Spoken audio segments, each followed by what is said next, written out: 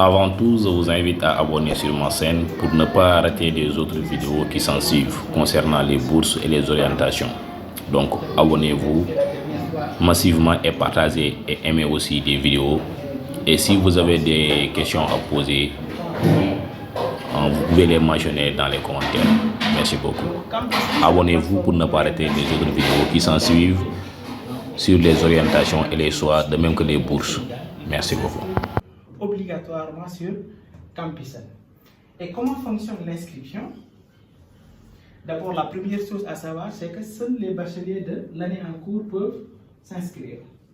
Donc, quand on dit l'année en cours, donc là, si vous avez votre bac par exemple en 2023, là, si on est en 2023, donc seuls les bacheliers de 2023 peuvent s'inscrire sur Campusen. Si vous avez par exemple obtenu votre baccalauréat en 2022 par exemple ou avant 2022, vous ne pouvez pas s'inscrire pour Campusen en 2023.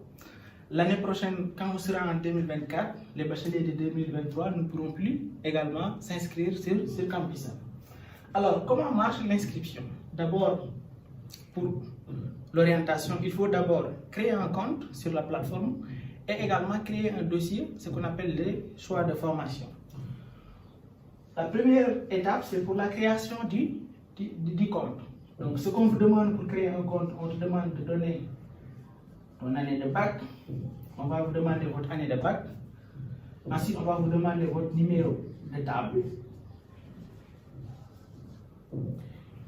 Et également votre date de naissance. Voilà.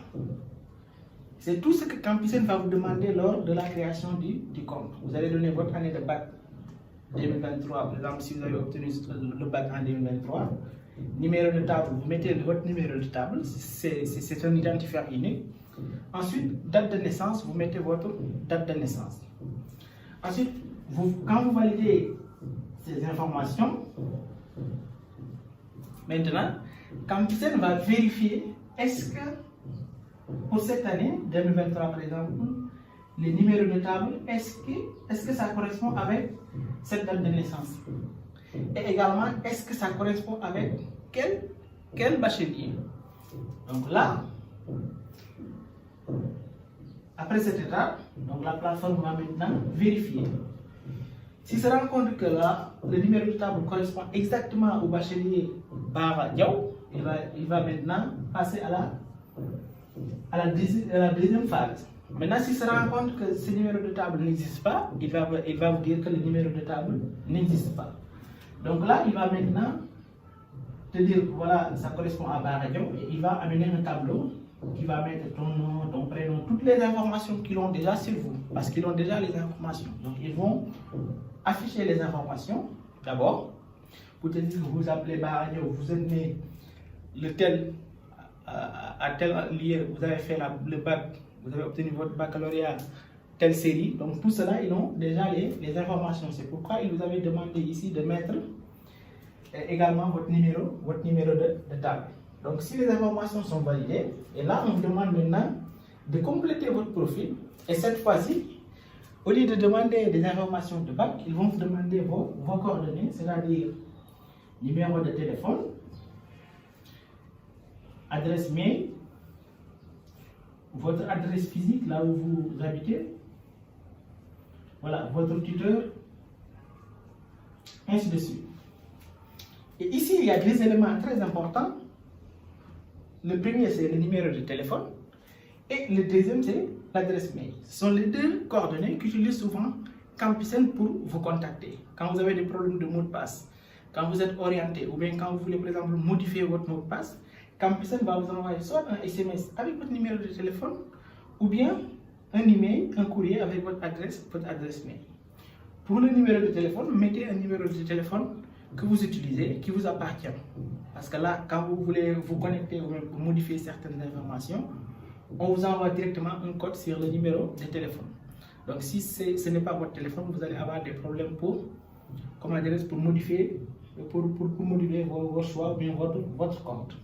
Faites bien attention quand vous remplissez le numéro de téléphone et l'adresse mail. souvent on vous demande de mettre 2 numéros de téléphone. Donc dans ce cas, vous pouvez mettre votre numéro de téléphone et le deuxième numéro de téléphone. Vous pouvez être soit votre deuxième numéro de téléphone ou bien le numéro de téléphone d'un parent, d'un proche. Voilà. Si vous terminez maintenant de remplir ces informations, on va maintenant passer à la suite de la procédure. Et là, Campicen va maintenant vous envoyer un mail. En se basant sur l'adresse mail que vous avez donnée, on va vous envoyer un courrier.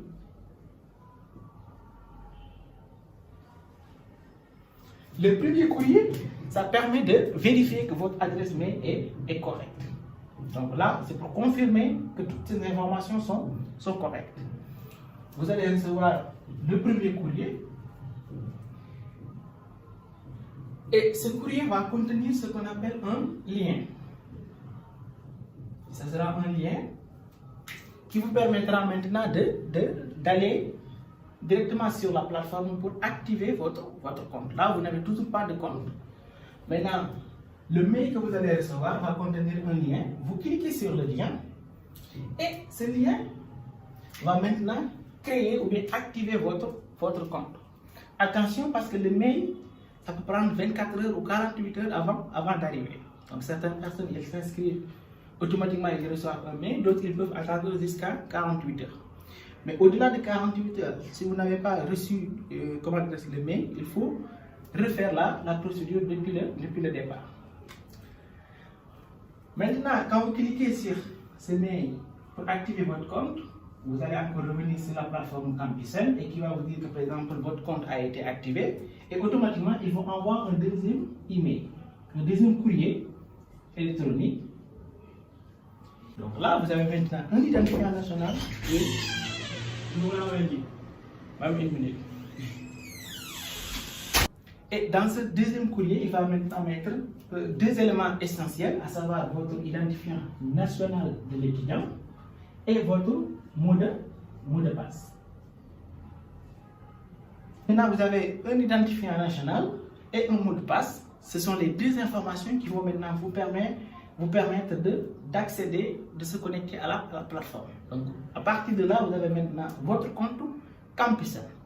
La deuxième étape, parce que tout ce qu'on vient de faire, c'est la première étape de l'orientation. Maintenant, la deuxième étape, c'est maintenant faire les choix. Donc, on va revenir dans une prochaine vidéo où on va maintenant vous expliquer comment fonctionnent les choix de formation, comment vous devez choisir vos formations et comment ça marche souvent la sélection. Voilà, c'était tout pour aujourd'hui. On se retrouve dans la prochaine.